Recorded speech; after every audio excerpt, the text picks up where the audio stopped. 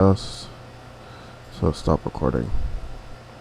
And so it'll stream for me, essentially. Alright, that's wonderful.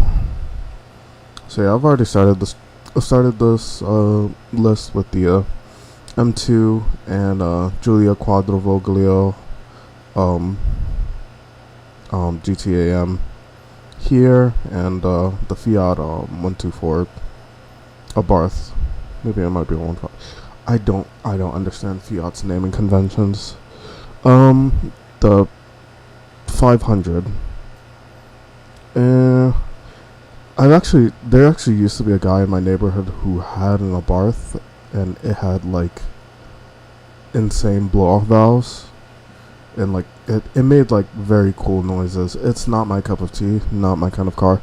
It's also probably the first car you've driven in Assetto, unless you like. Some people like to drive, by themselves, but like if you play the career mode, that's the first car you drive. It's not my cup of tea. The Fiata. Why did I call that a 124? That's not a 124. It's something else. I completely forget what this car's named. But the Fiata, this is actually the 124, and this is the Abarth version. I like this car more, but I wish the Abarth version had a Miata counterpart, or better yet, I wish they did something a bit more interesting, like give it the Giulia's V6 or something like that. I don't know how close the two companies are now with like the whole Stellantis thing, but yeah, I would have just done that. Like give it the normal Giulia's V6 or 4-cylinder. Like lower end models of the Giulia get a 4-cylinder, which I don't think is bad. The only thing is you cannot turn traction control off on a normal Giulia, if I'm remembering it correctly. The Spider. I've actually seen one of these, and it's a pretty car. It's just not something that I'm actually gonna move all of these down a tier. Move that up over this. I'll put the Giulia above the M2 and A tier. Okay, 8C. If you're very nostalgic like me, I'd put it in A, but for the performance, and at the time, it was so expensive in the United States. It's like 400 grand when it came out. I'm adjusting for inflation in my head. Just like add like 50 to 100,000 for every 10 years. But yeah, I'll put it in S. It is very expensive for what it is, though. It's very pretty, but it's way too out of reach, if that makes sense. If it was, right, if the car came to the US and it was $100,000 or like $150,000, because what it is, right, it's what Maserati should have made the Gran Turismo into. Yeah, I know, that's a weird take right there, but the Maserati Gran Turismo is very big.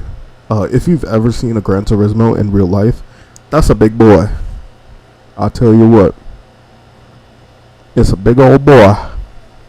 So yeah, I'll put that into S tier for now. I know there's probably some people that are gonna be like, oh, why are you not putting it into S plus tier? Or, whatever, but like, truth be told, it's just not that. It's not special for me. I don't have a connection to it like that. I did play the original Test Drive Unlimited, and you got that car for like essentially sort of completing the game, but not like completing the game.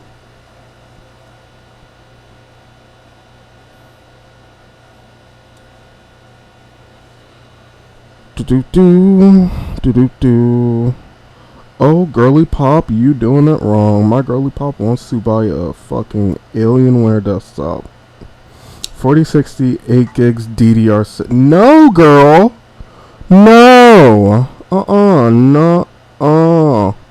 That's way too expensive for the parts. And a 8 gig VRAM.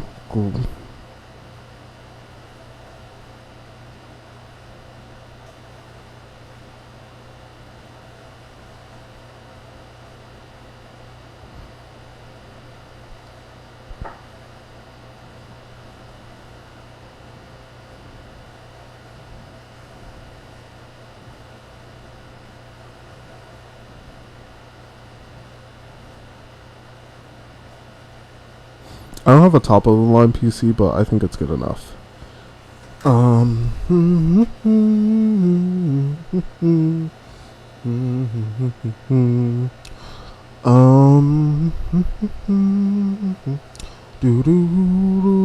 is this a Brera or is this a 156? I cannot tell the difference. I'm so sorry.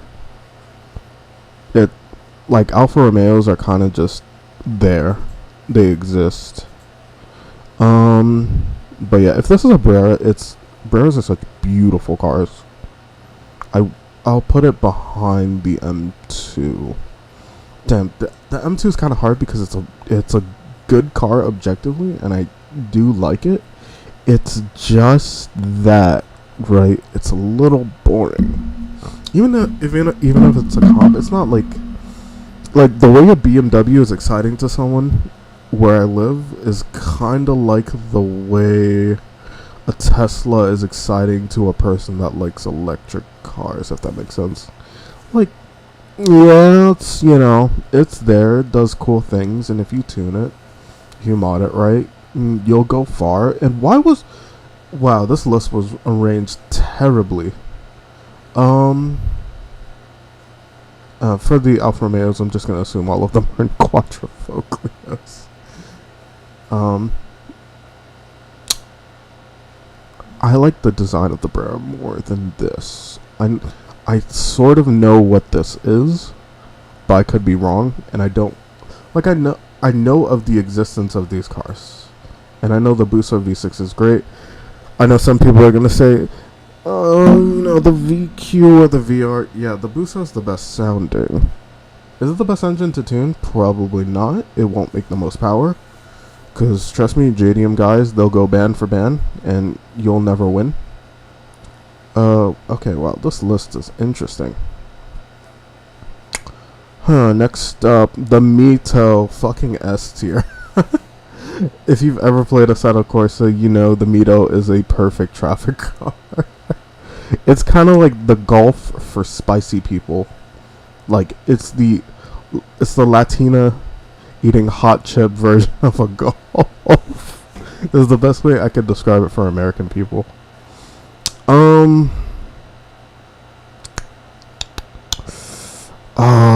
Damn it.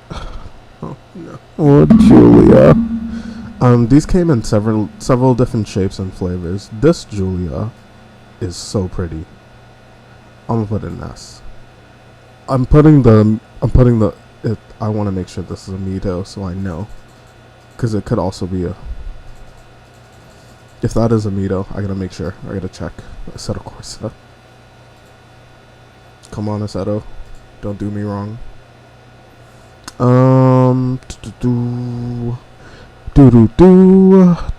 Where is Alfa Romeo?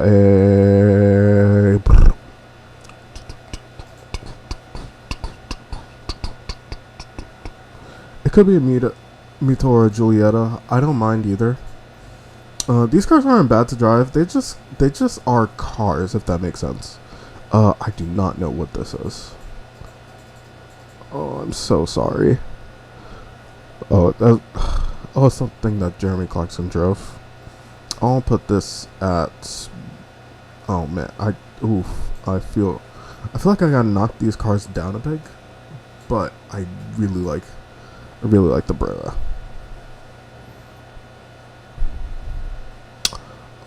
155. This car, yeah, I think it deserves A tier, and no, B tier, but the top of B. I'm not an Alfa Romeo fan, by the way. I'm just ranking these cars, but you know how ooh, oh, oh man, I know people are gonna hate on me for this, man, but this thing did not look like it aged poorly. I know a lot of people are like, wow, it looks so pretty, you know, Touring did the body work and shit like that. No, it is terrible. You are sacrificing an 8C. Mind you, you're sacrificing an incredibly beautiful car. For its time and still to this day, I will say the 8C, for its faults, is still a beautiful car. And they make it look like this. The thing is, the body shape, not bad. The thing I don't like, the carbon on the side. Brother, And like, the thing is, this shape does not work on a modern car unless it's like a prototype or something, where the cabin is forward. Alright, I'll show you. Like, I'll do the best to illustrate what the shape looks like. 8C Disco Volante top down. Top down, bottom left. Like, it from this angle, it looks incredible, and from this angle, right? But it's just the body design and graphics are like these design images incredible. I just don't like this.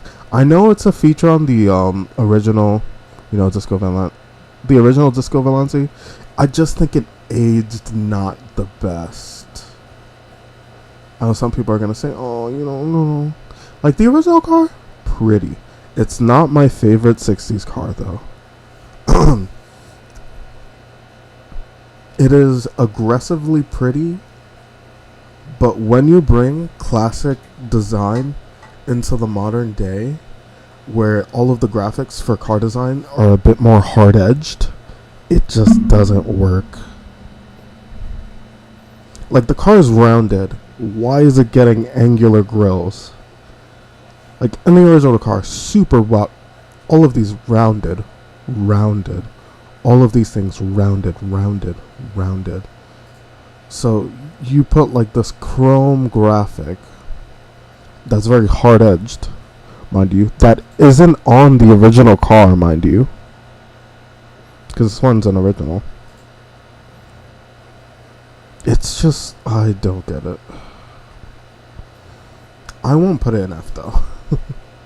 I'll put it at the top of D. It just doesn't work for me. I'm guessing it's like referencing other models, but Alfa Romeo.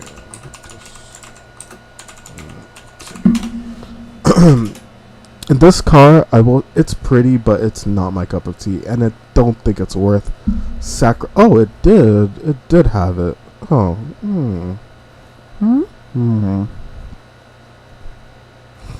And that brings it up a little bit, but I still don't like the angularness of the grille and the carbon.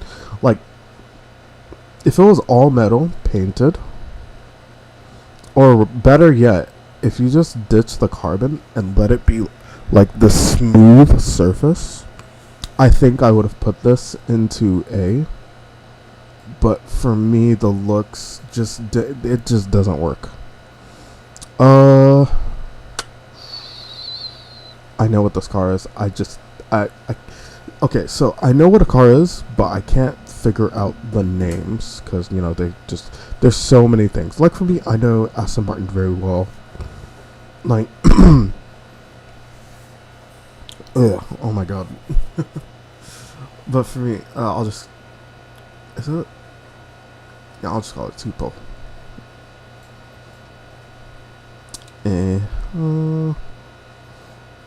I'll put this in, due to its historical significance, I'll put it in S. Alright. Oh wow, this car is incredible. If you've ever driven this car in Assetto, I forget, I gotta constantly go back to Assetto to look up names. The 33, right, the Stradale. Brilliant. if this was a road car, which I mean, yeah, you can homologate it now into a road car, but back then it was not a road car. Oof, man, it is incredible. This thing, gorgeous. It drives well. It looks insane. I just don't drive it too often in Assetto, but it is so nice. If you ever want to do like a classic car, like championship or whatever, that car perfect. 4C, I think personally underrated. The only thing is it's got the Dodge Dart engine. R.I.P. But in all seriousness though, if the 4C had a Busso V6 or even better, the V6 from the Giulia, or even more insane, like a V8 from a Maserati, this would have been S tier, but for me it's A. And I'll put this behind the M2.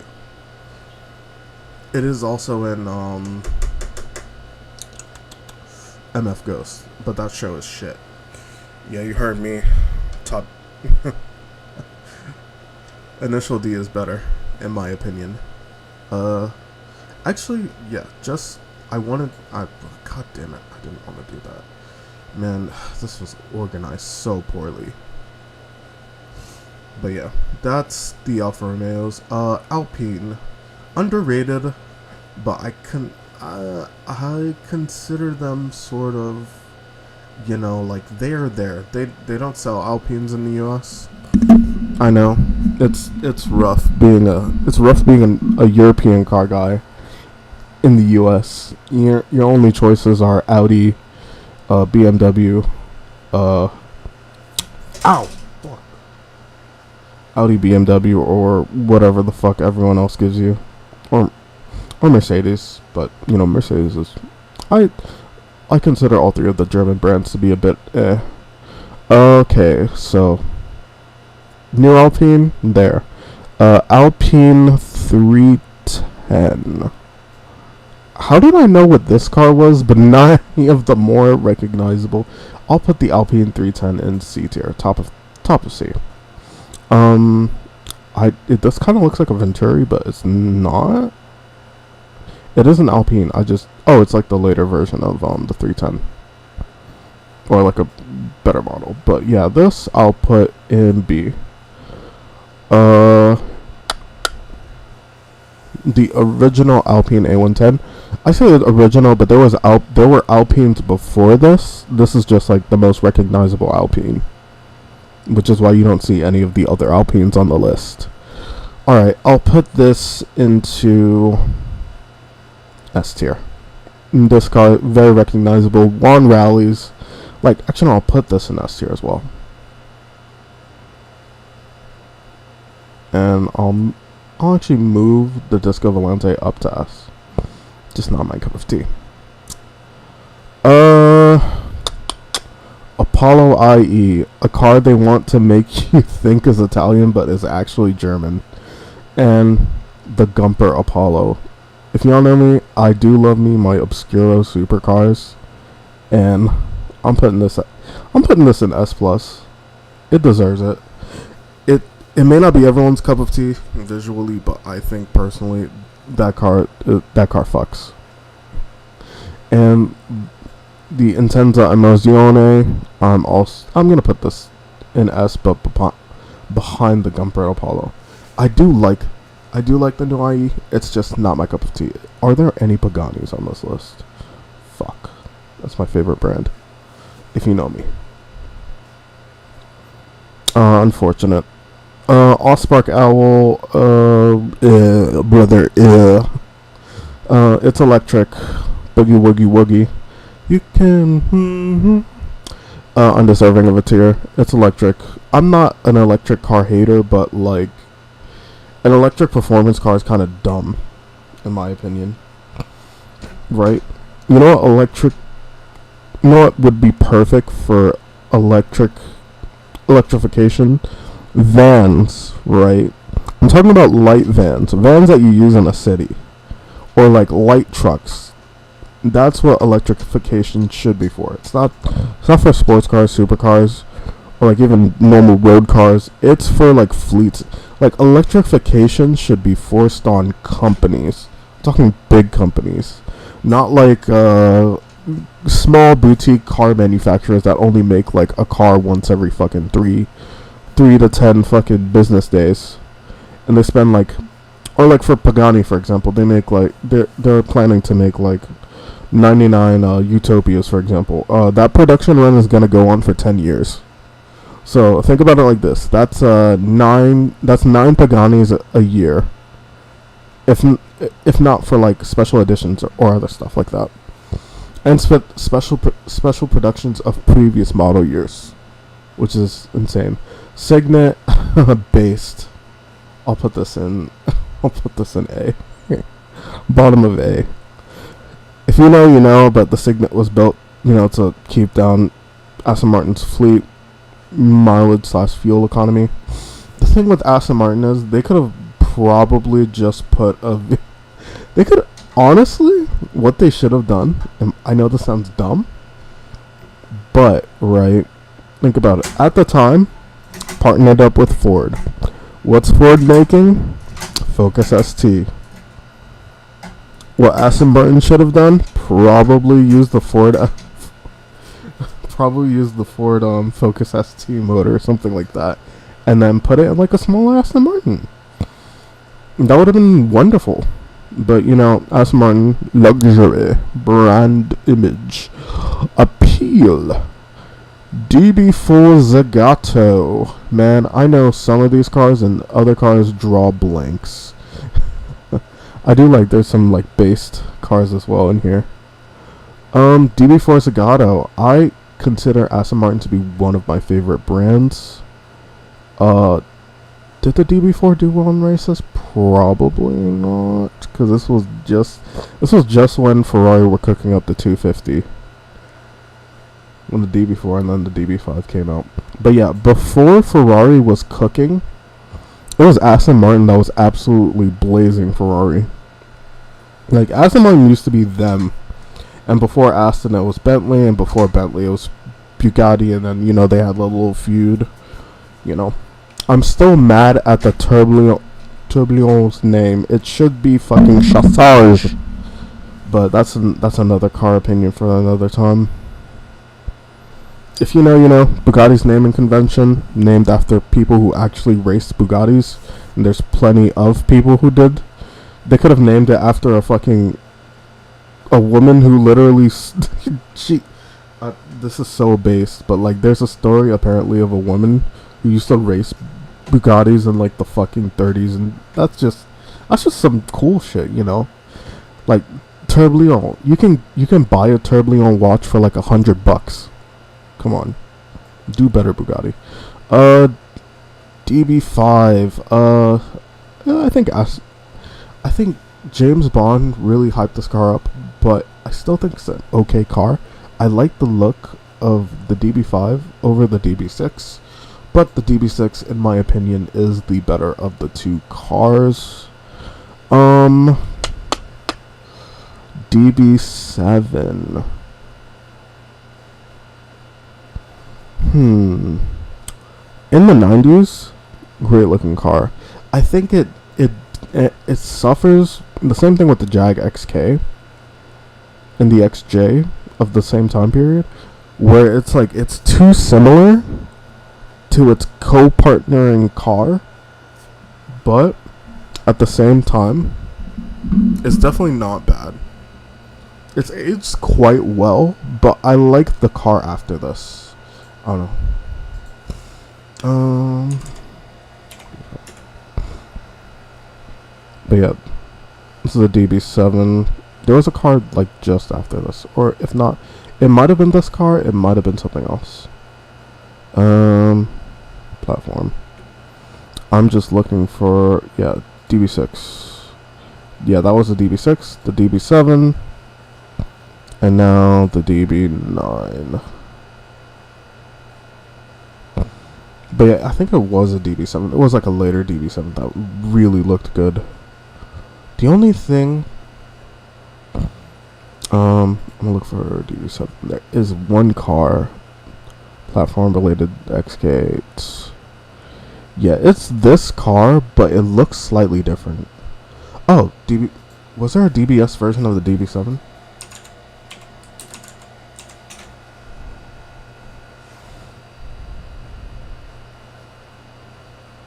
Man, it is really. It's a car. It was literally on. How did I forget this car?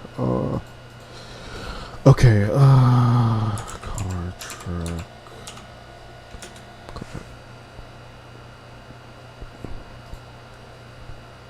Don't play it.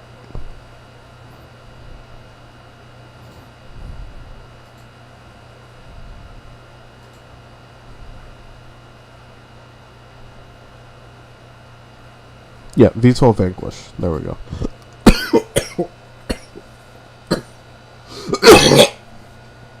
God. But yeah, the V12 Vanquish, I think it's sort of based on this platform, maybe a little bit different.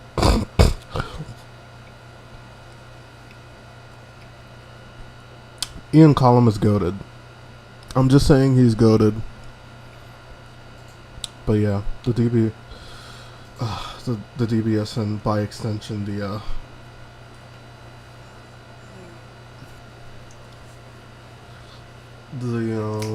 what is it? Oh my god. What? The V12 Vanquish, there we go. But the it did it have to be one, bro.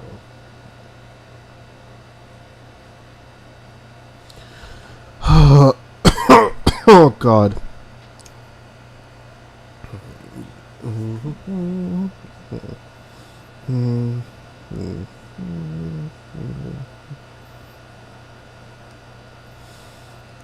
Man, we are never getting through this tier list. Okay, Ian Callum designed easily puts this above everything else. I'm just not really like the DB7. The DB7 aged worse, but the DB9 platform, and the fucking AML, the AML motors, man. Fuck yes, S tier above the DB5. In fact, fuck it. Yo, where's the signet? Where did I put the signet? Yeah. Boom. Alright. New DBS with the twin turbo. I mean, yeah, these cars could probably sound good with an exhaust. I haven't seen too many of them around. I've seen normal DB11s though, and those look incredible. I will put this in a above. Yeah, I'll put this in A. Man, these tier lists are gonna be cooked. I'm gonna get cooked. Why did I forget this? I know what it is though. And knowing them electrical issues, yeah, you're getting cooked, boy. In all seriousness though, man, this was like a rough time for Aston Martin. They did make cars that looked very good at this time as well. But man, this was rough.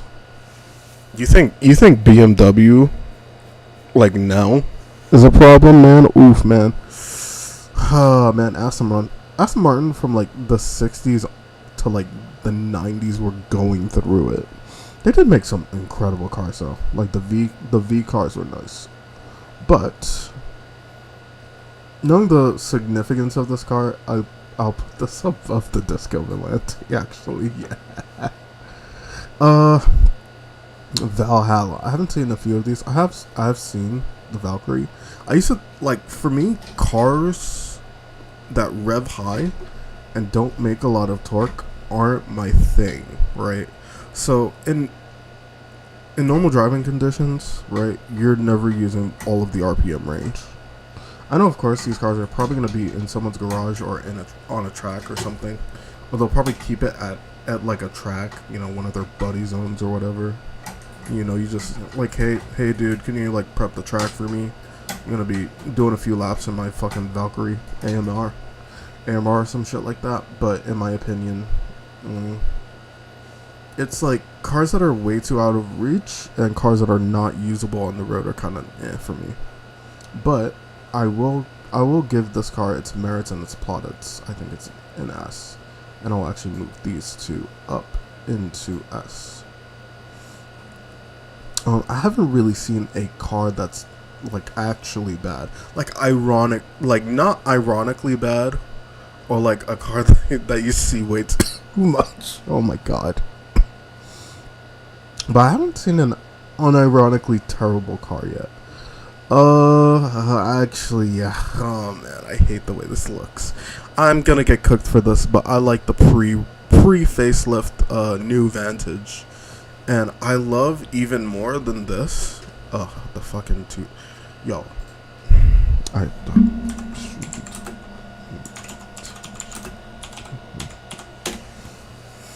This car. This car, yes, this car. If this car was reliable, I won't say it's not reliable. It's just like the problem is there is no trust. There's no trust in the reliability of British cars, if that makes sense. So, like, from a car buyer standpoint, right? If you want to buy a British car, you don't. I've only seen one Jaguar and Land Rover dealer where I live, and it's like an hour or two away from me. Let's see what else. Like, for me, British cars are kind of like, if you buy a British car, I know it's gonna be nice, but 2-3 years down the line, is it gonna be the car I really want to be with? Man, it's so hard when they make stuff that looks this good, man. Ian Collum cooked. If you know Ian Collum, S tier car designer. Ian Collum S tier, but the modern fucking the modern Vantage is terrible, man. I just don't like it, bro. It's just an AMG. It's like a worse looking AMG GT is probably the best way to say it. And the AMG GT2 is also falling. That car is also falling off, by the way. Valkyrie. I haven't seen too much of this car, but I'll put it in. It's kind of the same problem with like the Valhalla, but like all of these higher revving, less usable cars just don't work on the street. You need that low down torque. Of course, you're probably gonna go to a track. Audi S1.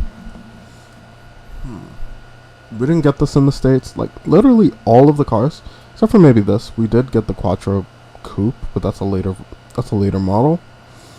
We got none of these cars except for the RSQ8. Yeah. Yeah, that's about it. S1, kind of the same way I feel about some cars. I just don't know them too well, or I'm just not acquainted with them well enough. I forget which generation, how the generations go for Audis, where it's a B9 or B8 or B7.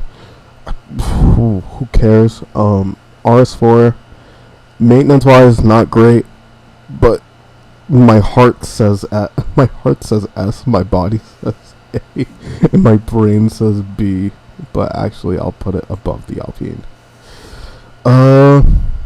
Yeah, S. Roland Gunther, Ferdinand Piech, yeah, S. I don't even need to explain it, bro. If you need the explanation, you came to the wrong video. In all seriousness, it's all-wheel drive. That's the reason why. All-wheel drive, four-wheel drive on normal cars.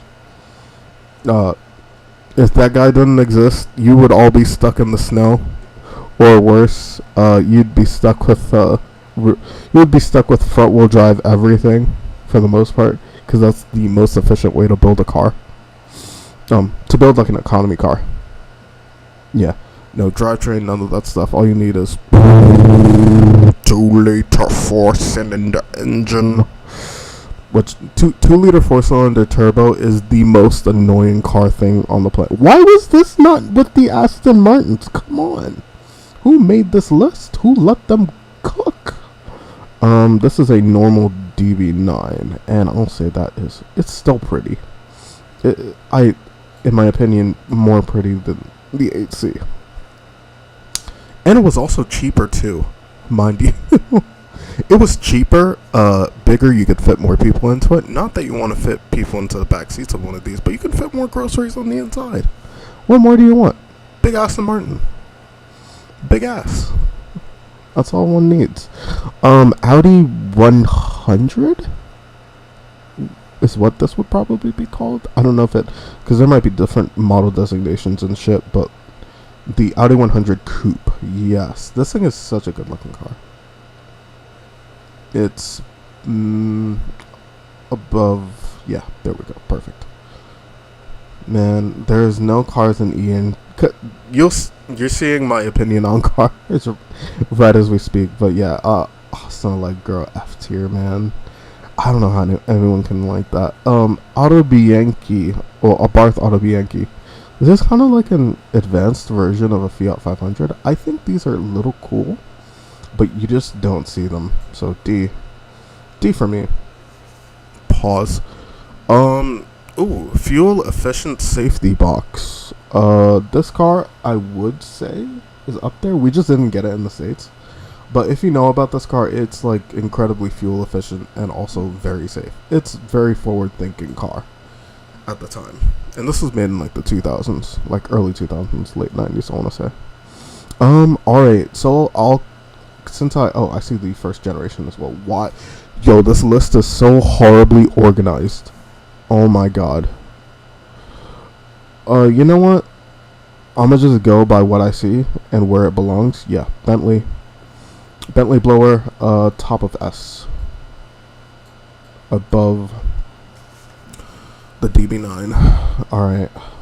I'm just gonna go through cars like as quickly as possible because this is probably gonna take a while. Actually, no, it's not gonna take a while. Audi R8. So I don't see a Gallardo on this list, and I know, if you know me, you know how much I laud about the Gallardo. I love that car. Gallardo.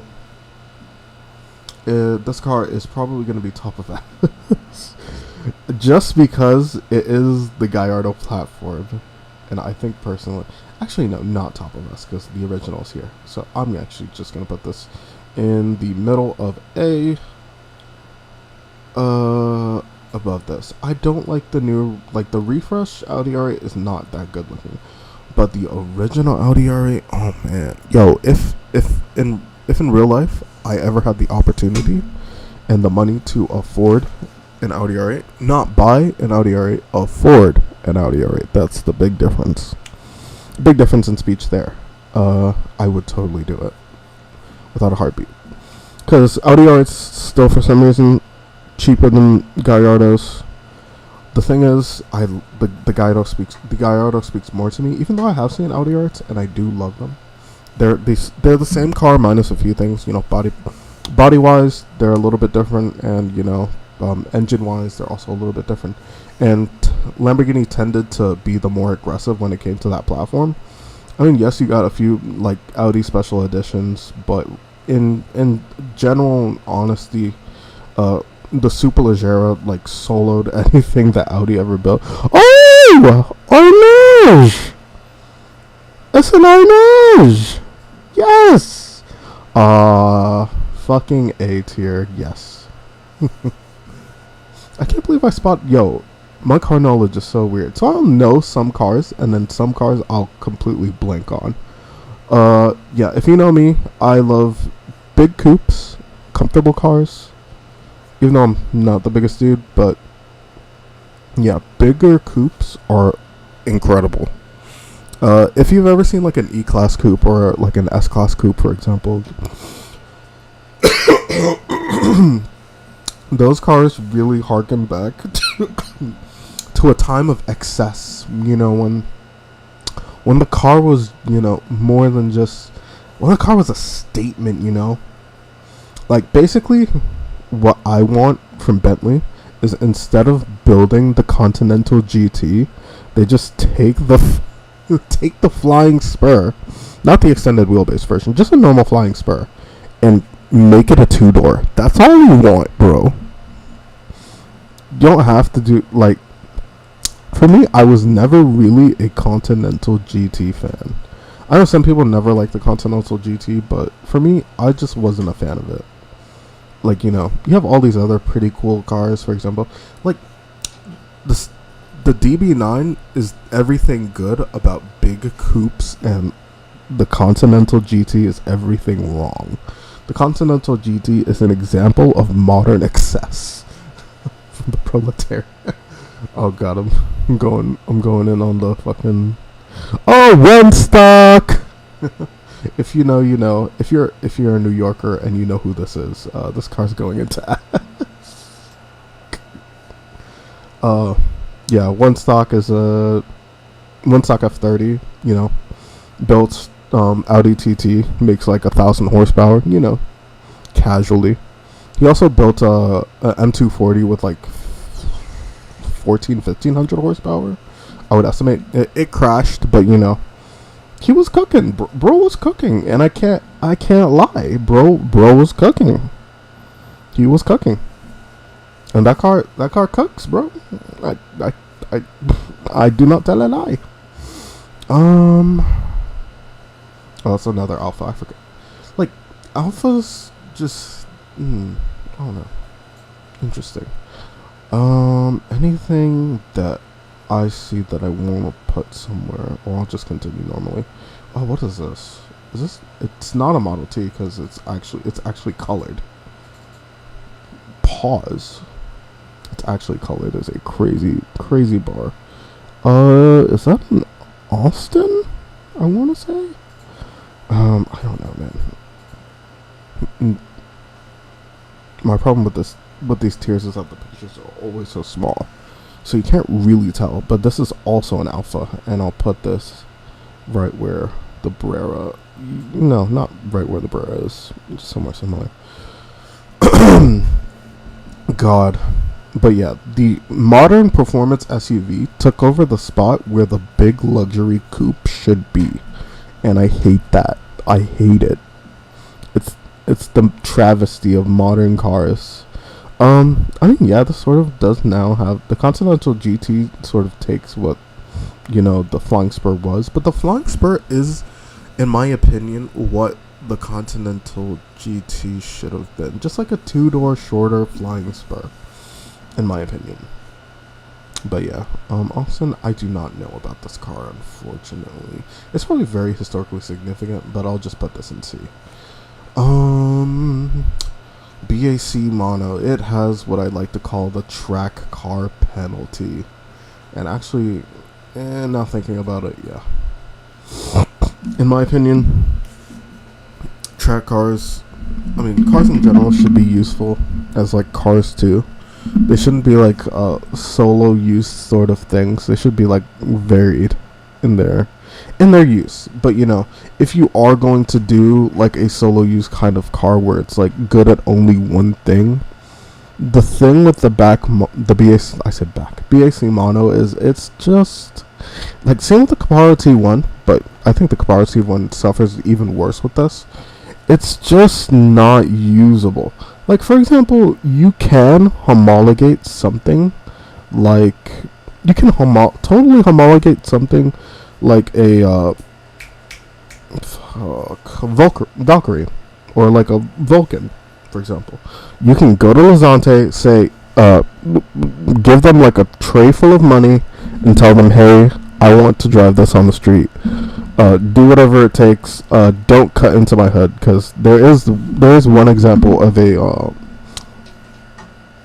Vulcan that actually has like a damaged hood. Well, I wouldn't say damaged, but like they actually cut into the hood to give it like lights and shit to make it road legal. Excuse me. BAC mono. The thing is, it could have been great, man. I am pretty nostalgic about this car, and I'll give it the track car penalty, if you will, where it's not is not usable enough to be like at like the upper tiers. For example, a classic race car that isn't like a group 5 or a group C car, whatever, or a F1 car. A classic road car is far easier to make into not a classic road car.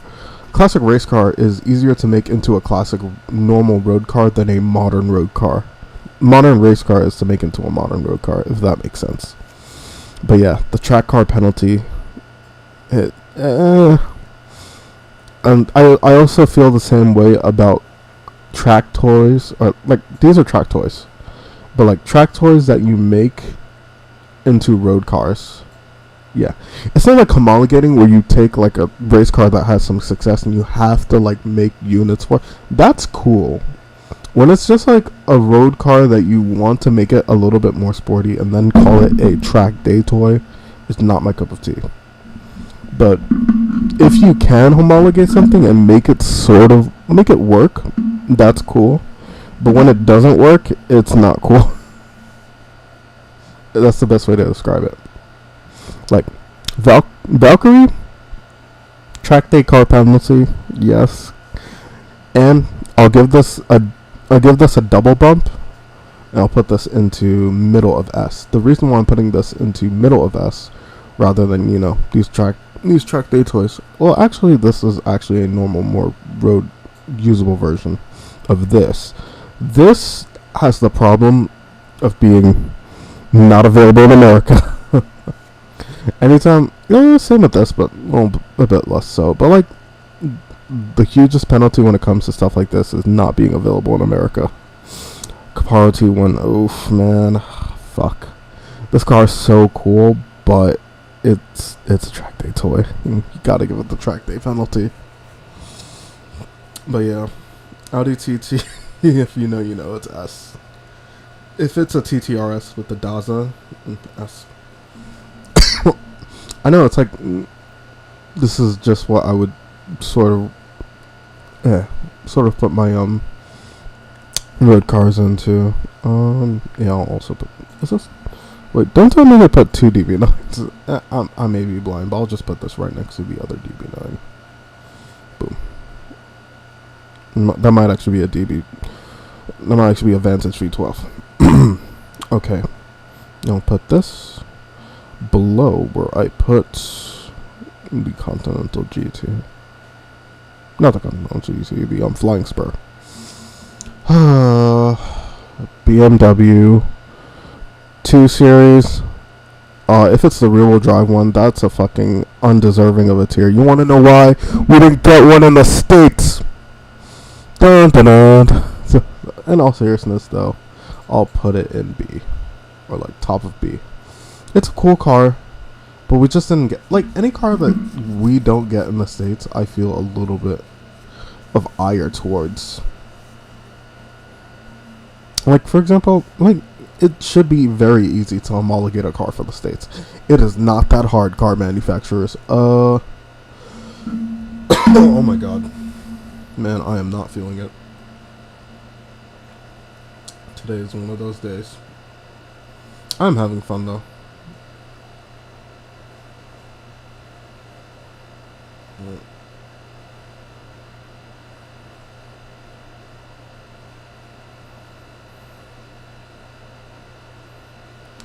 Alright.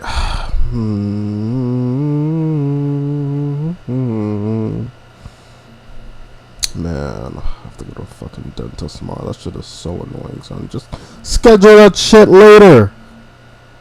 It could have been on Thursday or Wednesday. Fuck, man.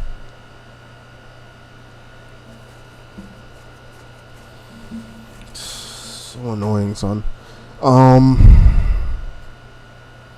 E46, top of A. No, not top of A. Top of B. 1M S. I have very good history with this car. If I said it before with the M2, but yeah, this is actually a 1M. So up here you go, buddy. M5 F90. I think this car gets glazed a whole bunch. but I think it's worthy of its praise. I don't see an F10. If I do, I'll put it like the tier below. Oh god, yeah, you're cooked, bruh. Oh, Smiley Boy, Healy. I do like these cars. Classic British, like British cars. If they didn't break down constantly, would be at S. All of them. If they were actually reliable, S. Rod Bowling forward, boy. In all seriousness, though, great cars until they break. So I'll put these behind the Alphas. Because surprisingly enough, when BMWs break, it's a whole lot worse. Oh, oh god. Coldest car of all time until it breaks, man. This thing's goated. But it can't be higher than the F90 because the F90 actually works. Maybe more technologically complex, but it actually works. This, the E37 or E38. I keep forgetting. Oh, yeah. This easiest bottom of S. Actually, no, middle to the bottom of S of all time. There's a guy in my neighborhood that owns like 2 or 3 of these. All great looking cars, especially with like the 5. I want to say 5 spokes, but it's like 5. But BMW rims are goated. You can put them on like any BMW and they're goated. E39 5 Series, another goated car. Man, this list just keeps having greats, man. Absolute goats. Not as goated as the 7 Series, but I will say it's goated. I'll put both of these in A since they're more pedestrian, but they're dope. And I'll put these right over here by the Audis.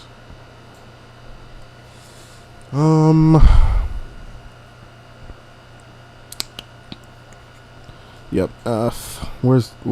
Yeah, oh yeah, F. The funny thing is, my family owns SUVs, but the thing about SUVs are they're just so fucking boring. Even performance SUVs, when you put like all of the business into making a car perform well, it's still a fucking SUV.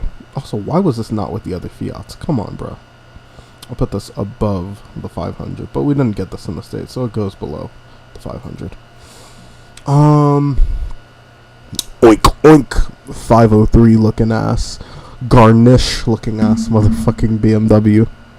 I know some people hate this car, but it's to give it its credit, it's probably the best BMW of the modern time, and I'll put this above. Somebody was. Oh wow. Okay. This is easy.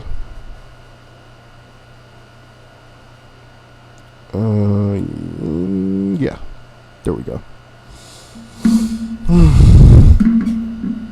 Yeah. Why did I put the Camaro in us? It should be A.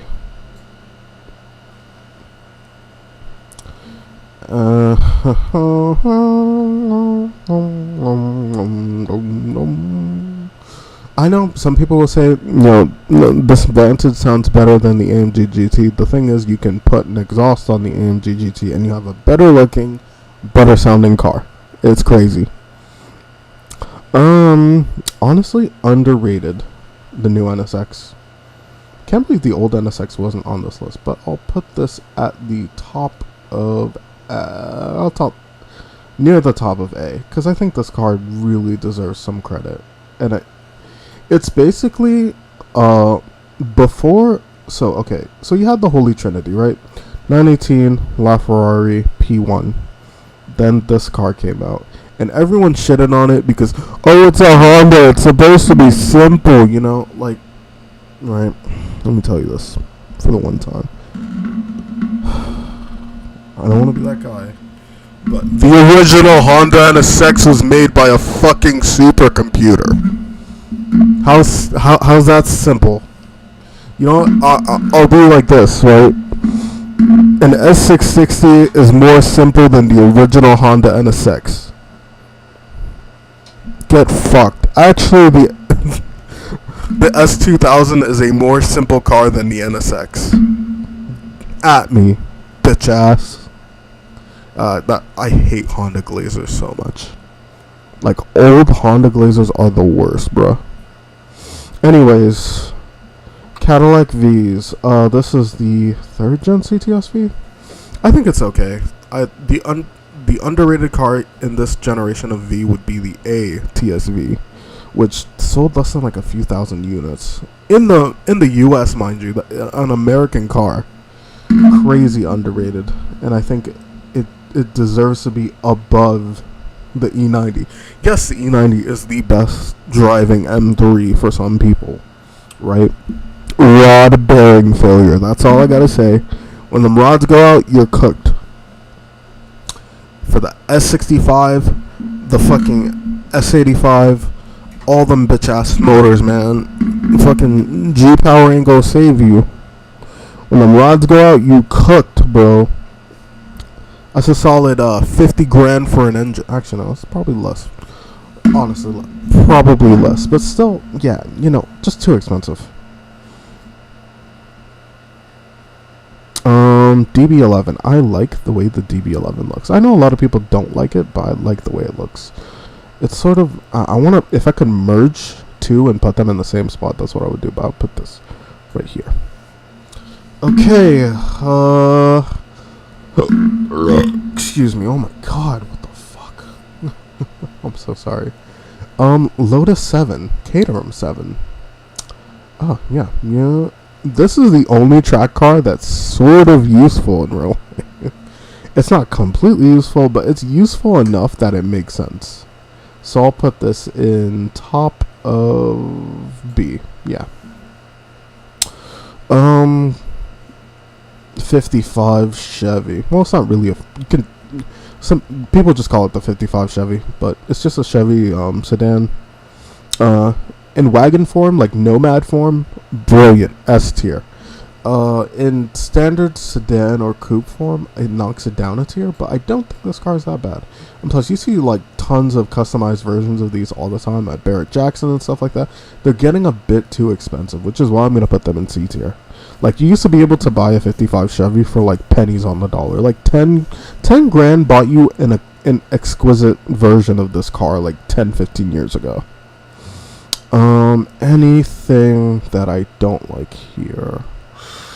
I think the Corvair is deadly, but still a very good looking car, and if you don't drive it hard, I think you'll be fine.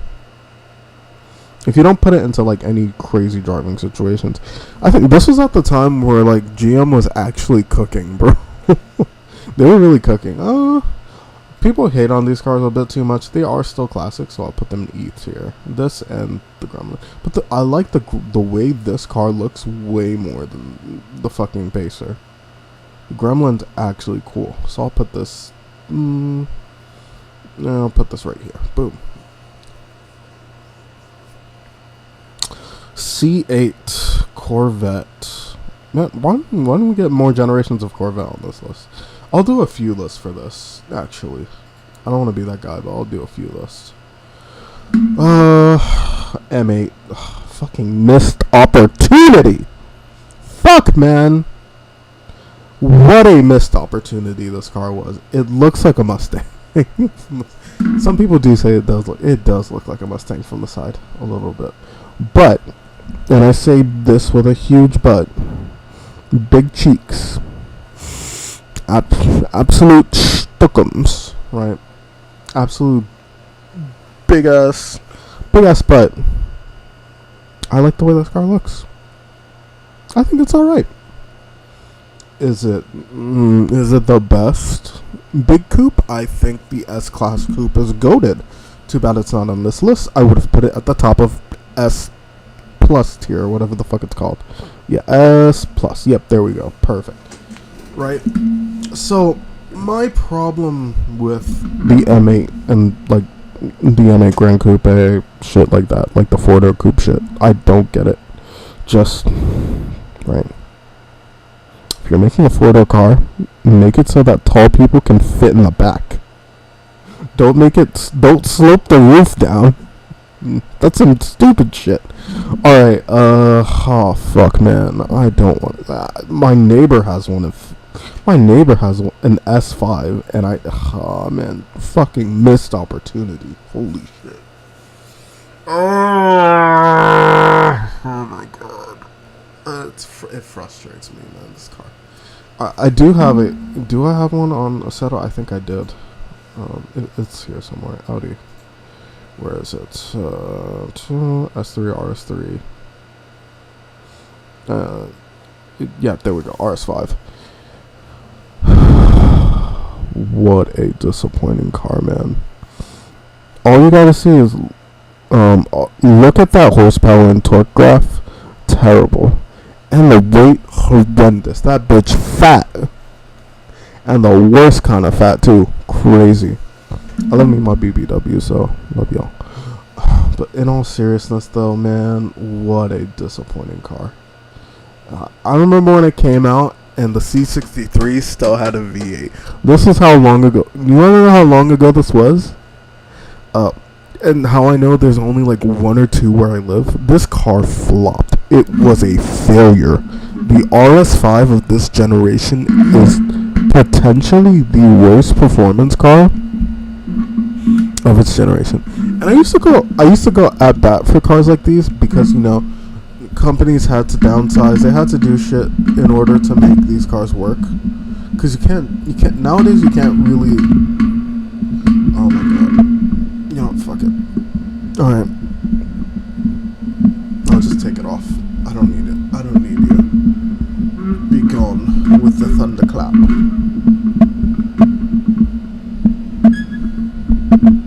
Alright, there we go. Perfect. Put this over here. Right. So, Audi went from this, which, you know, not bad. This is the S5. Do I have an RS5 version of this? I don't. I don't like the rims on the RS5, though, for this generation. I just like these wheels more. But yeah, S5 came with a V8. Only made like 400 horsepower, but, you know, that's fine. It's a 4-liter. It's making the power that it should. Right? Then y'all drop to a 2.9-liter V6. It's bad enough that it's not like at least a 3-liter or a 3.5. Like, for example, if you took the V8 and then chopped 2 cylinders off it, it would be like 3 point something liters.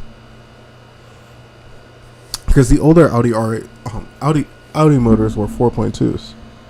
So if we take, I'm just evaluating and trying to understand what Audi were cooking with this. So if we take 4.2, and then since it's 8 cylinders, and you take 2 off, 4.2, so 8 minus 6, that's 2. So you're taking two cylinders off that initial liter capacity. So I'll do 4.2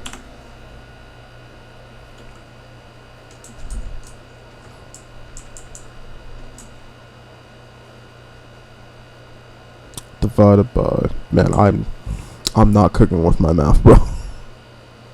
But in all seriousness, though, 4.2 divided by 8 gives you about half a liter per cylinder, right?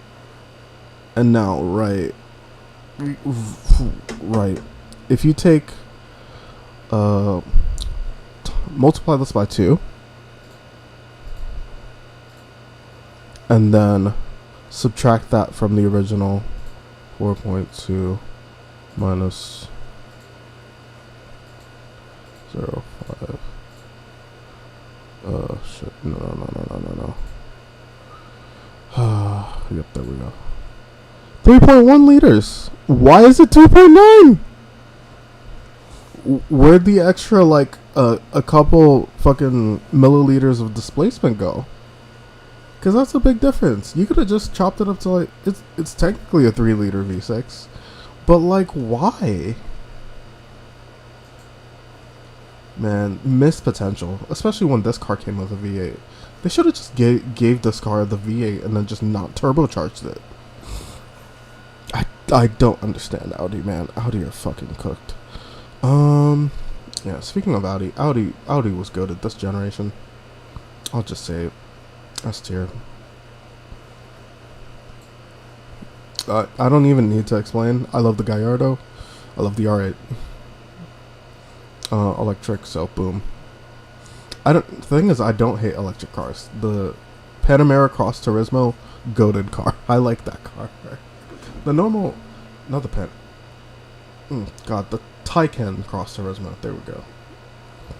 RS7. There's a guy with an S7 on the block, and that guy's super cool. So, you're going into S, buddy.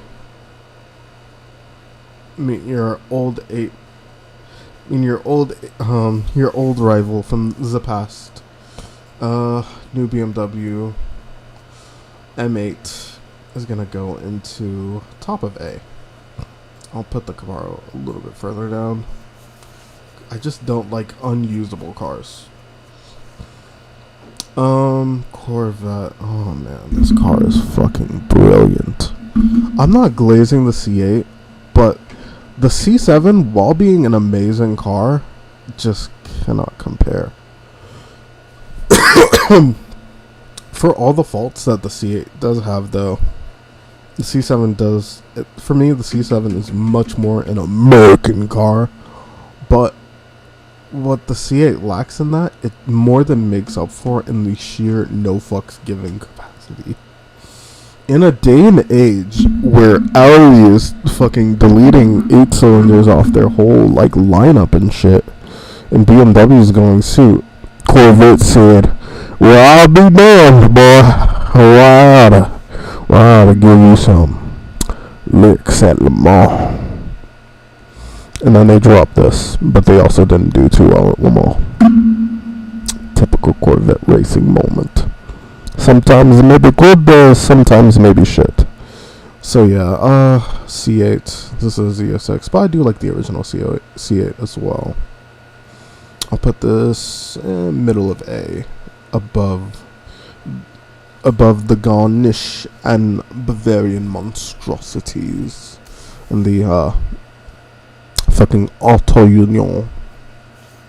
Man, I'm so weird. C7 will go above the C8. Actually, why did I put the fucking NSX there? Come on, bruh. But yeah, I'm actually gonna bump this up into S as well, above the race cars, and I like big coupes, so it's actually gonna go right above the Corvette. You see, I'm adjusting this list in real time as my opinions slowly morph. Goated. Need I say more? V10 in the front in the back. Need I say more? Is this the S8? Oh man, my vision is so bad. Is this an S8? Come on, bro. Come on, don't do this to me. Yeah, that isn't that. No, it's a normal 8. It's like an A8. Anyway, that's not bad. So, I mean, I'm not, like, for me, a luxury car, coupe. You drive yourself in it, but it's also, like, the height of luxury is being driven. The second height of luxury is having the freedom to drive wherever you want in opulence. And Audi just doesn't exist. Like, Audi, for the longest time, has always been the third brand. I don't want to be mean to Audi because Audi's probably had the biggest peak of any of the 3 German brands. I'll just say that. They own Porsche, but even without Porsche, they're still goated. Goated Le Mans winners, without Porsche or with Porsche. You can add them, you can take them off. Porsche cooked, but Audi also cooked. I just want to let people know my, damn, I talk way too much. But I just want to let people know my taste in cars. Just like women, I like them big, chunky, and lovable. Oh, I want to put something inside you, so, man, I'm weird. I do like weird supercars as well, though, and EB110, not as underrated as it used to be, because now more people know about it, because, you know, the brand of Bugatti is expanding. I'll put it in the middle of S. Michael Schumacher actually owned one of these, and it was yellow. funnily enough. It was yellow with a red interior. He had the McDonald's spec. The reverse McDonald, bro. But yeah, any McDonald's spec is usually in worst spec. There we go. He also owned an MC12. And the MC12, if you know, you know. I like the MC12 more than the Enzo. I'll just say that as my car taste. Cobra. We need to see the wheel, so we make sure this is an original. Just to spout out, Cobras. Original Cobras only have 2 tail lights. Only 2 lights on the back. And of course, there's like plenty of really good Cobra replicas. And I do like Cobra replicas because they're just also cool cars. The original Cobra, very cool. I know some people like the Daytona more, but the Cobra, man, the Cobra's just too fucking cool. Man, when you see someone driving a Cobra, even if it's a replica and they tell you it's a replica, that dude's still cool as hell. The Cobra is the only car where a replica still makes you a cool dude driving it. And even then, if you spend time to work on a replica and it's actually decent, that's pretty good. I'll put because I am partial to bigger cars, so I'll put this. Yeah, you can go there. But yeah, Audi. This is also, funnily enough, powered by an Audi engine. Let's go. Actually, no, maybe BMW. I gotta check. Ascari. Actually, no. Yeah, it was a BMW engine. A10 engine.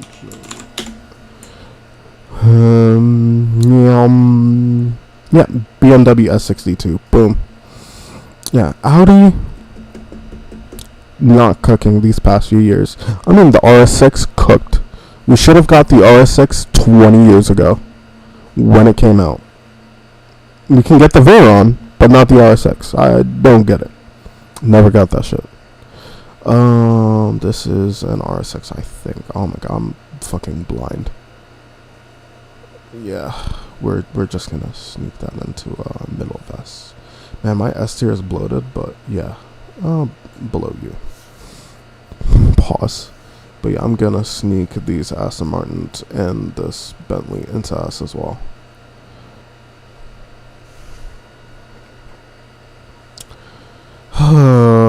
Man, Ascari A10. I love this car. It may not be everyone's cup of tea, but this car is like the classic. It's one of the last classic supercars. When I mean classic, I mean like this shit straight from like 1997 with the bullshit. I love it though. One of the goats. Like any car that's beyond B is pretty cool in my opinion. Let me move this down because it's an Alpine. Alpine. Clown shoe. Saw one of these in like a street racing video from like a few years ago. I say a few years ago. It's probably like 15 to 20 years ago, bro. You're old. But yeah, the clown shoe, underappreciated, but at the same time, it's very expensive to buy one of these. It's kind of one of those cars that's like, oh, I know what I have. No lowballers, no kick tires, bullshit. Yeah, I just don't. There's a certain type of car buyer that's just like, you know the type of car buyer. Midlife crisis. I wanna put it in an F minus, but I do love Corvettes, and I think this is the best generation of modern Corvette. Still below the Arnage, because the Arnage is old money. Fucking the Arnage is old money midlife crisis car. Oh man, if we had the Brooklyns on this list, that shit would be top of S. Don't play with me. But yeah, now considering the level of cars, I'm gonna move this into S. But below, I'm gonna move a few of these down just a little bit. But the Mito gets to stay. But this car is probably the most important. This car is probably the most important on the top list of cars. What I will say is, yeah, Valkyrie's just a little bit unusable for me. I'll put this right here Cobra goes between the Audis. Actually, yeah, Cobra goes between the Audis. I'll put this up a bit further. Caparo T1 Track Day Toy F tier. Actually, yeah, that's what I'm gonna do. Anything that can't be used on the road is instantly an F tier. Oh, we can't drive the Valkyrie in the United States. Womp womp. Plus, it's also not legal on the roads either way.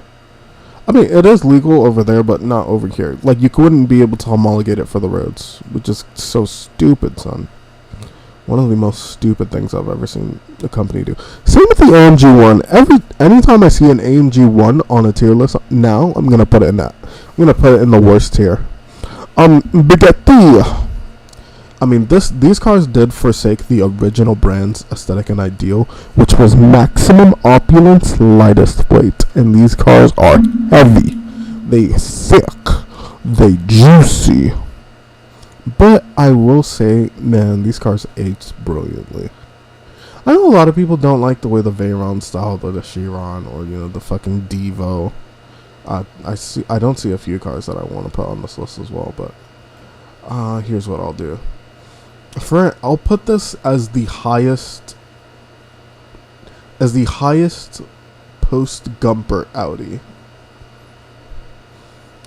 Technically, this also counts as an Audi. Wow, man, Audi is just so bipolar. It's either like yes or no.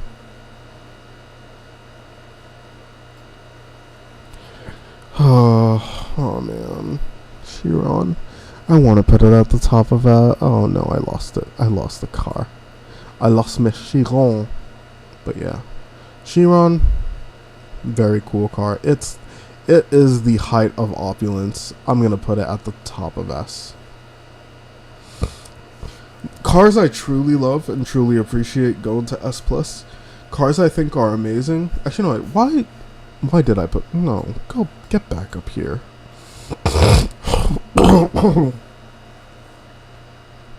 Man, I'm so sick. Can't believe I'm going to the dentist tomorrow, just with no warning. Yeah, I guess I'm gonna just tell my boss I can't go to work or some shit. So fucking annoying.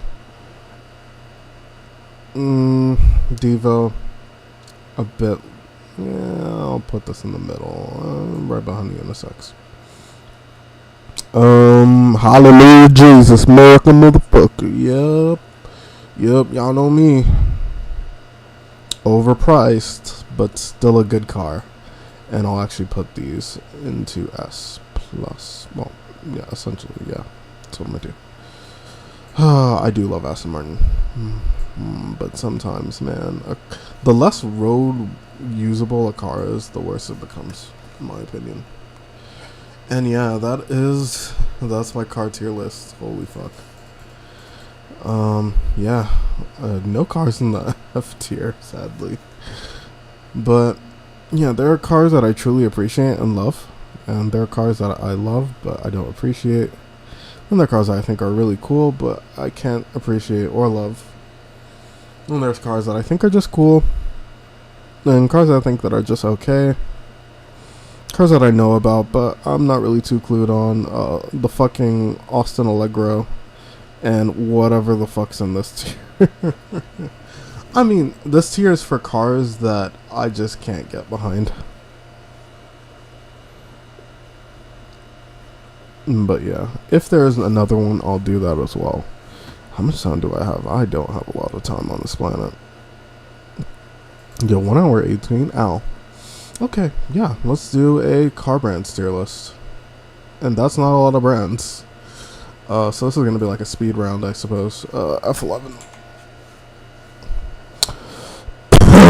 God. Fiat, F. Next one, C. Alfa Romeo, A. Acura, sometimes S, more likely A. I appreciate them more than Alfa Romeo, but Alfa Romeo has made a consistently better car, so B. Citroen, F. Chevy, meow, meow, meow, meow. They made the LSS. Celine, Hallelujah, Jesus, baby. S, Volkswagen A. Well, I mean, oh yeah, Pagani fucking S. Oldsmobile D. Honda A. Ferrari. I hate the customer base A. Lycan fucking F. Actually, no. Let's see. Hennessy. John Hennessy is a bastard. F. Renault. Own Nissan. So I'll just put all of them together in Infinity. Pretty cool brand once you get past the fucking G35 people. I think as an overall brand, Infinity kind of gets a really bad rap because of those guys. But when you build an Infinity, or like when you build anything cool that's not from like Nissan or whatever, because everyone cock sucks the Skyline, you actually get to see different sort of builds and shit like that. Like, when's the last time you seen an Infinity G20 with a fucking KA with a turbo, baby? That's some cool shit. Like, I'm tired of seeing GTRs, bro. I'm done. At least for Ferrari and stuff like that, they have brand recognition. But Pagani's exquisite. Pagani does not give you bullshit. They don't lube you up with the bullshit. You go to Pagani, if you can own a Pagani. Actually, no, you don't go to a Pagani. Pagani comes to you. Actually, no, instead of going to a Pagani and Pagani comes to you, you meet up with Pagani. That's how cool Pagani is. Jaguar made some amazing cars. I think if they were more reliable, they would be top of A. Plymouth, they made like a few cool cars, but everything else is pretty mid. Rolls-Royce S. Mazda above Honda because they actually make rear-wheel drive cars. Lancia S. Dodge D. And Ram. Kia actually cooking. They've been cooking now. I want to put them above. Maserati, fuck man, they're actually really good. Fuck, I like Maserati. If it was early 2000s Maserati, fucking S. It's now like a C brand. Ferrari's like the bottom of S. Porsche, yeah, I'm gonna put them right here. Hyundai and Kia belong with each other, and then Honda goes to the top of A. Mercedes, also an S. TVR, next to Pagani. Audi, just as important as a brand, fucking S. Ford, hallelujah Jesus, top of A. Peugeot F.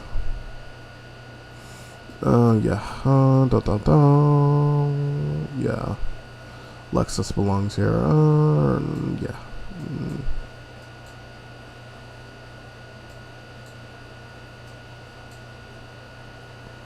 I know this is probably based. Lotus, yeah.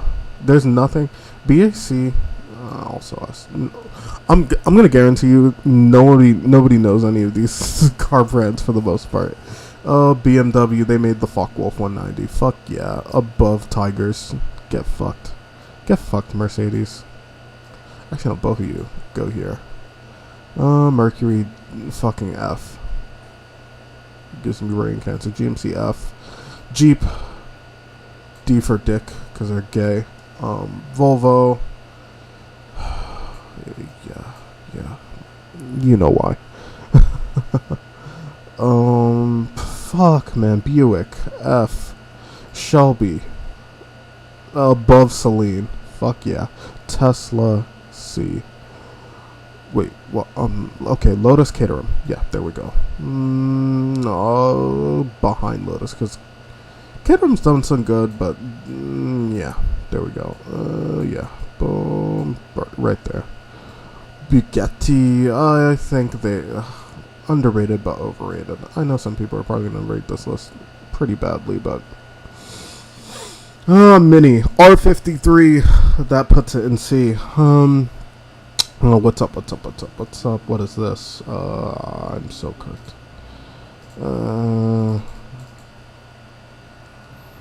What? What is that? Ew.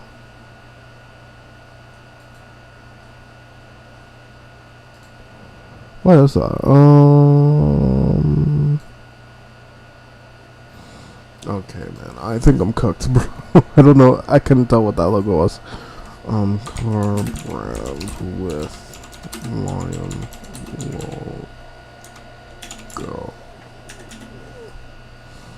Yeah, not. Well, is that second? Because there was already a Peugeot on the list. What the fuck is this? Car brand with. Excuse me.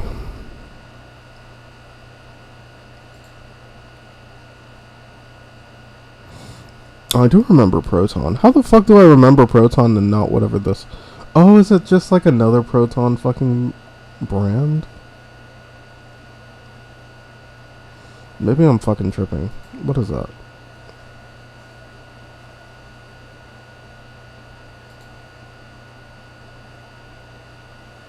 Oh, it's Peugeot.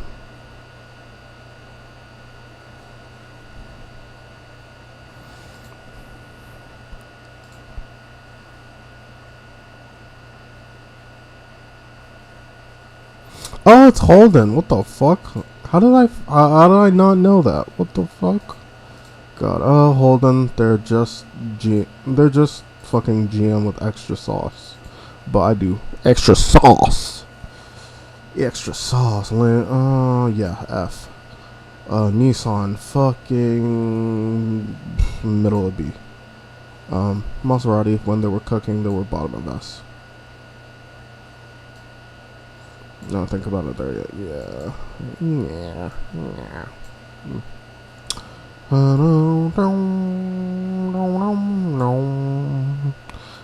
No. Bottom of S. I think they're the most important, but I like Honda more. Honestly. Koenigsegg, they're a much more innovative brand than Pagani, but I like Pagani more. Mitsubishi F. Dodge fucking D. Abarth fucking yes. Oh man, I don't want to fucking dentist tomorrow. I don't have to work. That's some bullshit.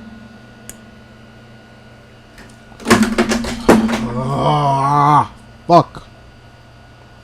I'm not having a good day. McLaren S.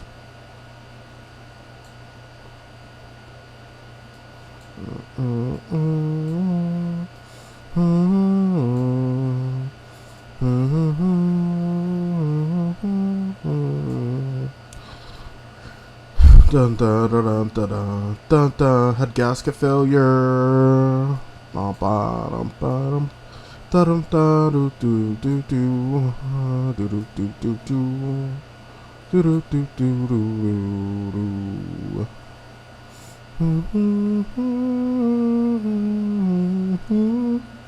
La la. Lamborghini on. Yeah, there we go. Bentley mid, top of, bottom of S. Look at F. Smart. Bottom of F. Cadillac. Top of A. No. Yeah, there we go. Scion. I'll actually put this behind Nissan. Aston Martin. This.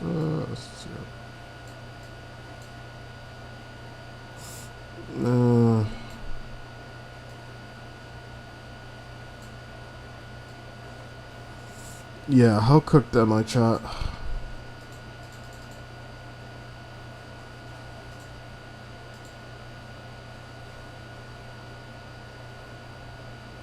Yeah, I'm thinking I'm cooked, gang. I'm cooked, gang. Let me post it to fucking r/. It's not really based though. It's just like a mid opinions tier list. Why did I open that up, bruh? Nobody else. We added anything. I'll just go to another chart.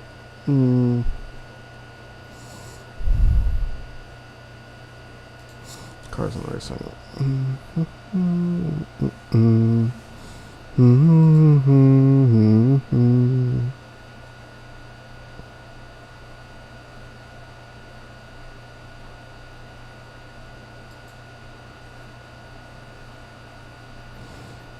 Oh.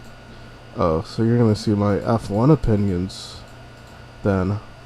Um, well, let's start from most washed to least washed. I mean, in terms of like who has faced the most competition and actually succeeded, I'm gonna say, bro's God. I'm sorry, Prost is God. I'm doing like several tier lists at the same time, but I just kind of want to just put it out there. Emerson Fittipaldi, is he one time or three time? Emerson Fittipaldi. Is he a one time or a three time? Oh, he did two of the three. And he won Indy 500 twice, and did he win an F1 World Championship? No, 14 wins back then is a pretty good amount. That's actually really good, bro.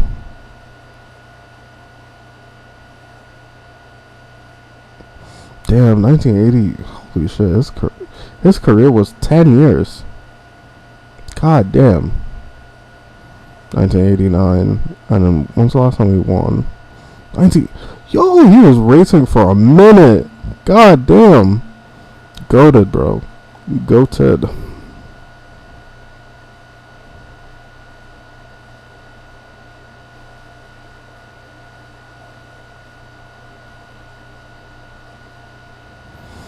Yeah. You know what? Emerson did well.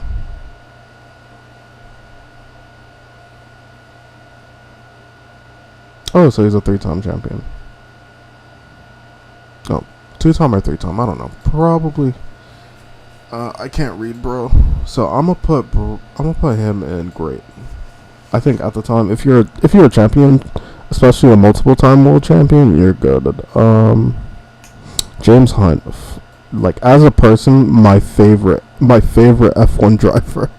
He's like if you're the type of guy that don't take bullshit, I don't deal with that bullshit.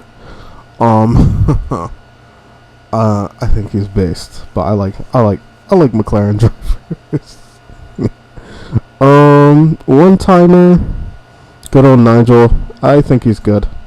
Like any world champion, I think is pretty good. Jackie Stewart is fucking god. Yep, there we go. I said it. Bro beat Schumacher twice. Bro's great. I don't think he's god though. Brabham. How do I feel about? Wait, though, that's not Brabham. That's Hill. God, man, it gets so confusing when the pictures become black and white.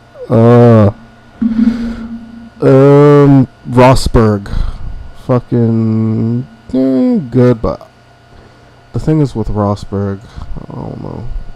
Wait, where's Nelson? Is Nelson here? Do I see Nelson? Probably not. That was Nelson. Yeah, there's some world champions that I just don't know that much about,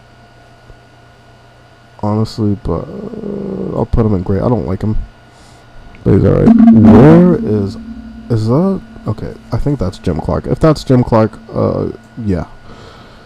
No discussion needed. I'm gonna put bro, because I know his face, I just don't know who he is. Wait. Hold up.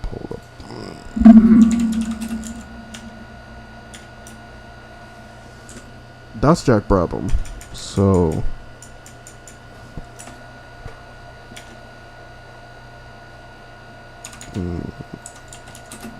Hill.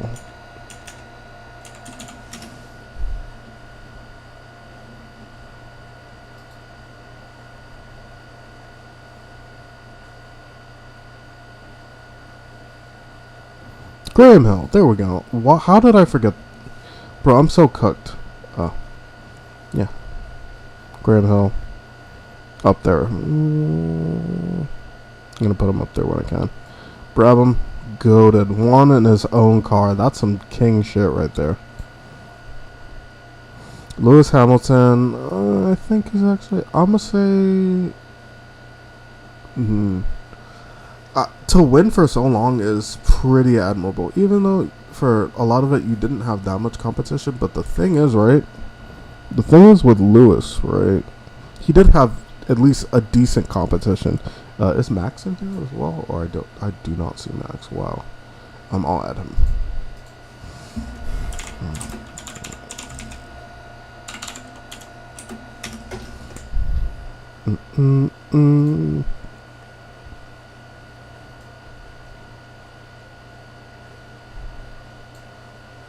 Yep, not what I wanted to do.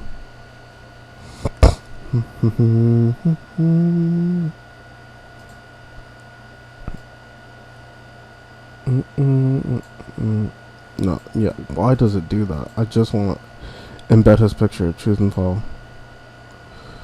Oh, damn! It looks like I gotta download a picture of Maxi boy.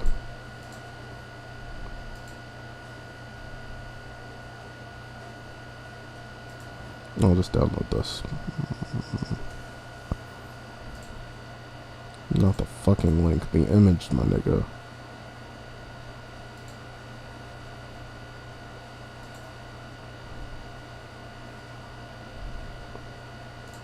And now from there, Chosen Files, downloads, download that PNG.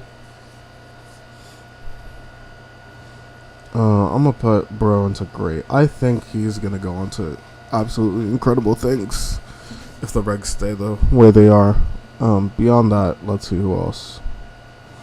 Fangio, GOAT, God tier. So I'm gonna put you right here. There we go. Perfect. Max, I'm gonna say he's great. He's gonna go on to great things.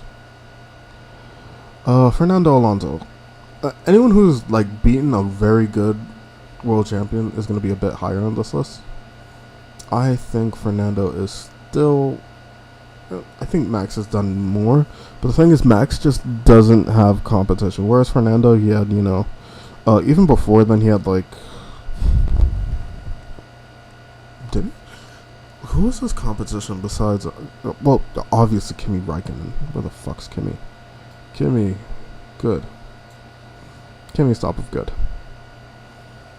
Lauda, coated. I think Lauda goes unappreciated. Even I know people started to appreciate him more after Rush. Oh God, man, I'm gonna get canceled for my opinions, bro. I think Senna was good, but he's just for me, right? Actually, as a person, I like James Hunt, but he's a great but not like absolutely goated. And I think Mika is less successful than Max, but I think Mika had a lot more competition because he had both the Ferrari drivers to deal with. Because this was when Ferrari started to cook, bro. Ferrari really did start to cook, though.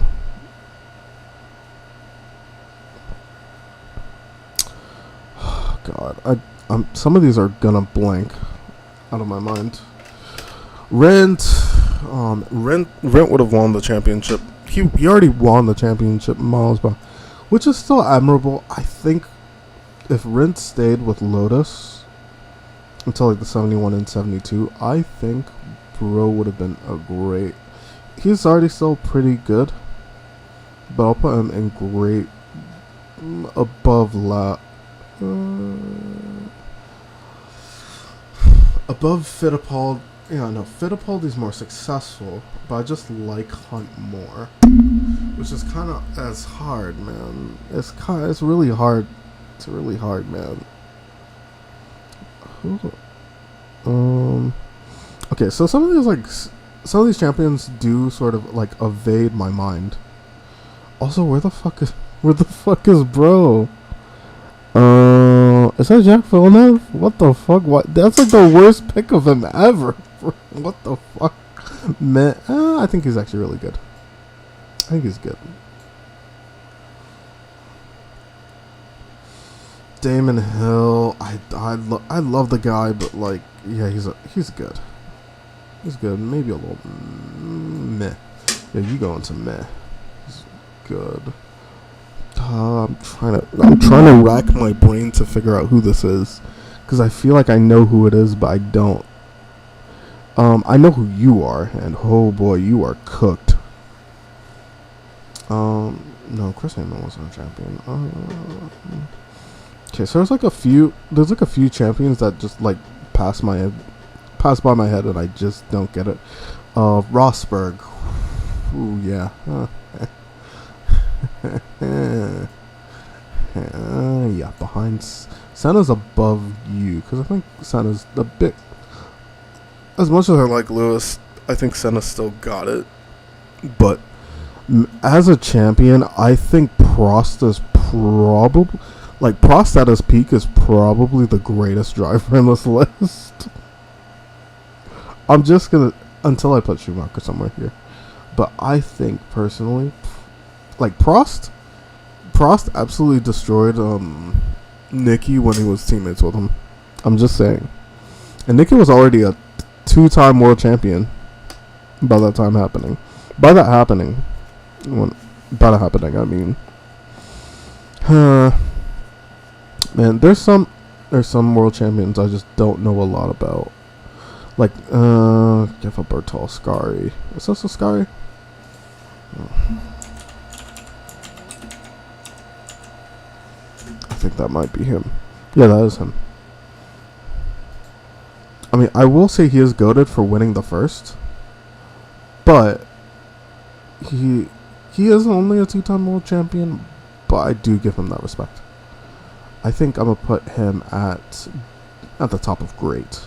I think Max will go alongside Ascari. Excuse me. Oh my God. I'll put Rosberg in great behind Mika. Who is this? Can I look at his overalls? Man, this is why photographs are necessary. Oh, he won with Williams, so that's Williams 1980s F1 F1 World Champions.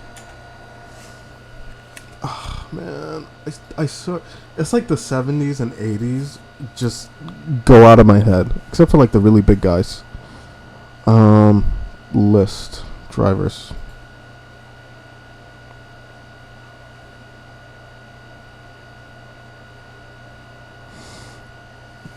Don't give me the list of fucking drivers. Come on, fuck out of here. Yo, just give me the world champions list, man.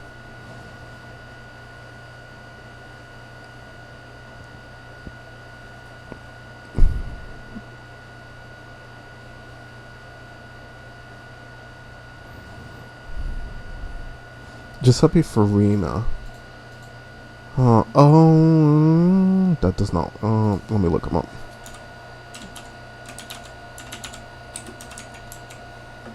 Is that him? No, that's him. Giuseppe Farina looks a little bit older.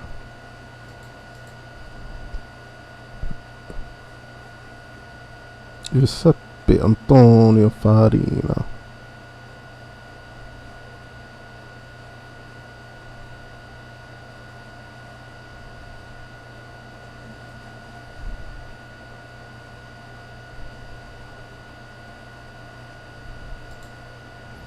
Man, is he on here? Shit, damn it, yo, it's so hard to. I know I know Jensen Button, you know, like, yeah, I'm gonna put him in great. Yeah, I think great behind Max. I think there was a peak of time. Well, if you were an F1 fan, you absolutely hated Vettel. Now everyone loves him, which is kind of interesting. But I still think to this day he should have. Button and Lewis should have definitely won with McLaren. That McLaren was good enough to win. Not the 2009 car, but like the 2010, 2011, and 2012 cars were pretty. They were pretty arguably championship level cars. And I'm gonna put him in good above Kimi. You won with the FW14B. You had the dominant car, boy. Shit, man. I know you. You're Andretti. You won 2, and you did win with the ground effect cars. So I like Hill more, but I know you're a better driver. Fuck. Man, these should always come with photos. Jack Brabham, Jim Clark, Graham Hill, Phil Hill.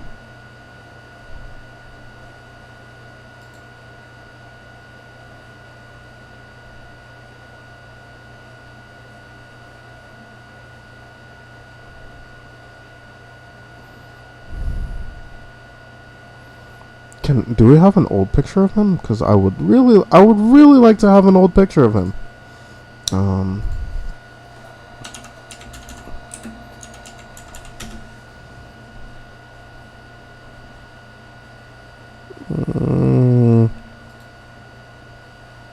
Yeah, it's Phil Hill. Okay.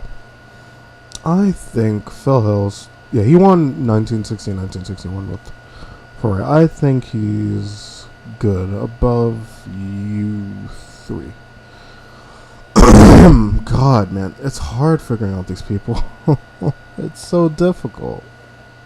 I know. Of course, you go into God. And you go into... Great. Yeah, you won Monaco 5 times, bro. You're God. Yeah.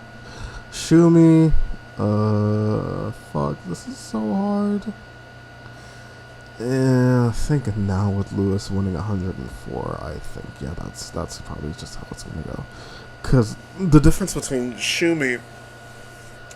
Well, if Schumacher never retired, I think he would have been an 8-time world champion with Ferrari. But the thing was, he has competition from both McLaren and his own teammate. And for example, let's say that teammate were to happen to be,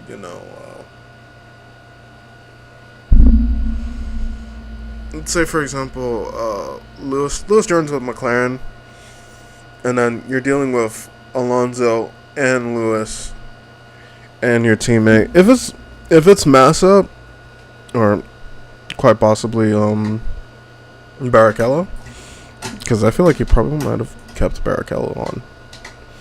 But yeah, if it was Massa he was teammates with and he stayed in 2007, 2008, he would have, in my opinion, he would have been an 8-time world champion. He would have won.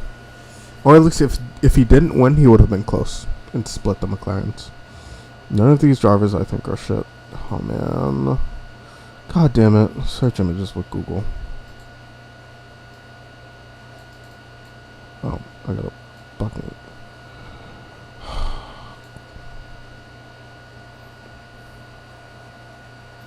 Oh, Denny Holm. God. See, I still need to learn about F1.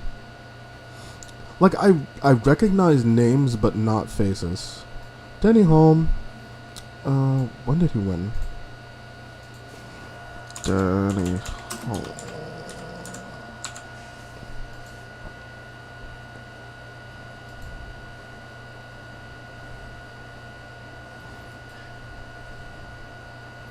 $1967 for Brabham. So one with Brabham as well. Denny Holm, only a 1-time world champion, but where did I put him? I put him here. Kind of feels bad putting a 60s driver here, but yeah. Okay, next up is search.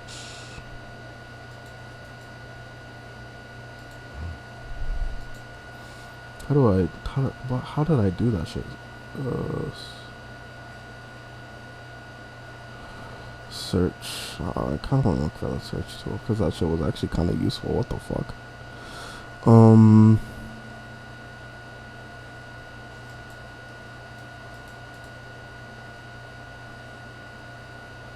Search images with Google.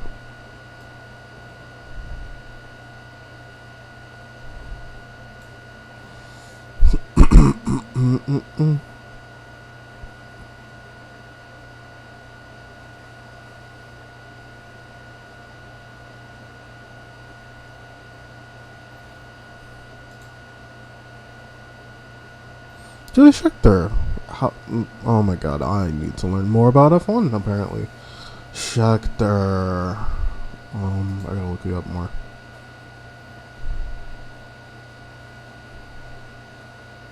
Jody Scheckter. Jody.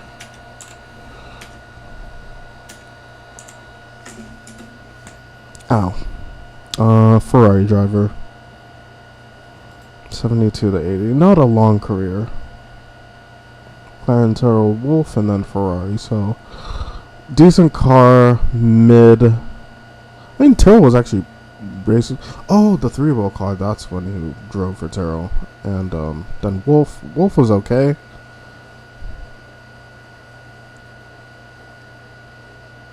It actually, is it still to this day? The construct. I think no, because. No problem. Fucking Braun won the first race that it entered in.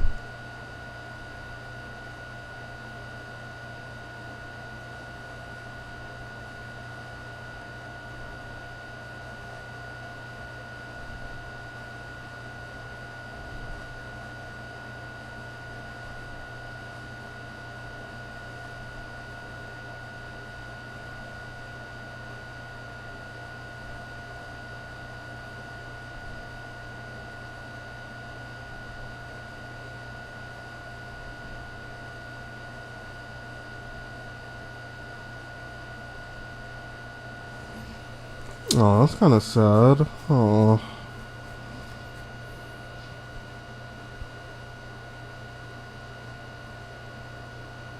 $1979, he won a Ferrari. Versus wins, 3 wins, poles, 1 pole, 6 podiums, points 51. Not respectable, honestly respectable. You won with Ferrari when they were gonna be pretty shit. Well, before they went into the shitter. Which was like the early 1980s. Oh man, Ferrari was pretty bad. But yeah, home, honestly, pretty good. I'll say, I'll move you up as well, because anyone who races like the 70s, the 60s, goated. Next up, you're the guy. If you don't know, I'll just look him up, because I know what he did, but he's gonna go into meh tier for me. He did win Le Mans, yeah, and you know he also won the Formula One World Championship. But God, man, dude,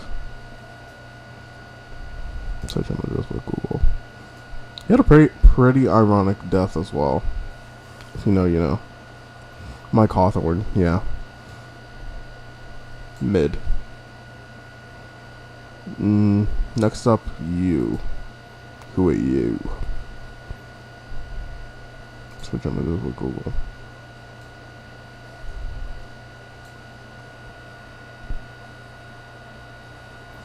Surtees. You know what? Yeah, I really like Surtees. Great.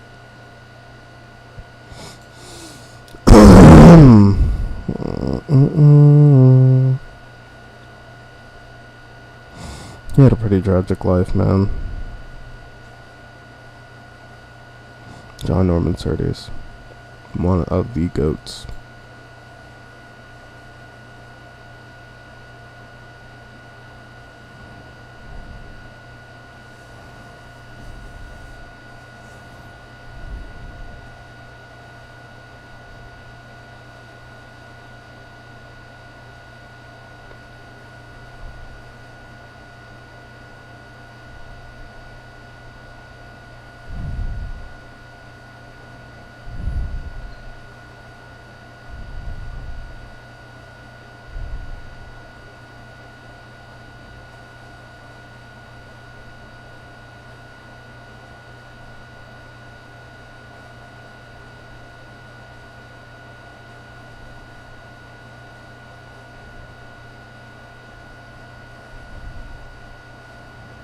Aww.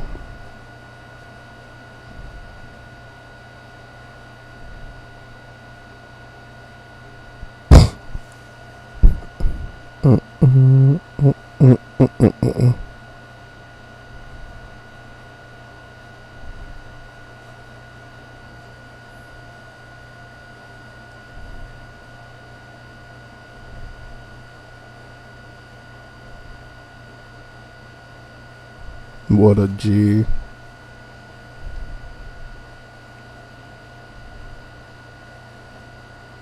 Yeah, what a G. Surtees. Where I put him? I put him in great. Yeah, no, you're going up here, buddy. And I think personally, I'm gonna put you right here. Best single world champion, in my opinion. After reading that bio for like 5 seconds, best single world champion by far. And you, finally you. I'm guessing you're from like the 70s? You're just like one of the champions I've completely forgotten about, unfortunately. Probably a Williams driver. Guess what? Alan Jones, Williams driver. 1970s. Who? Because he would have been racing against 1980. Husky Surtees and Jado Williams.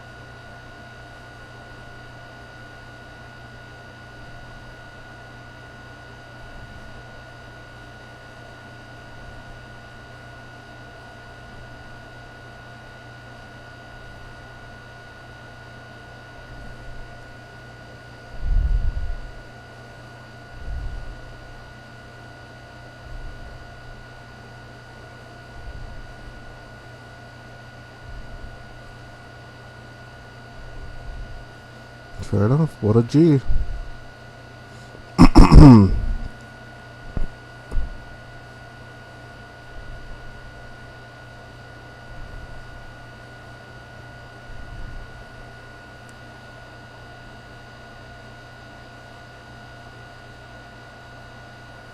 Yep, GG's. I'm gonna put him into good. Top of good. That's my list. Take care. Have a good night.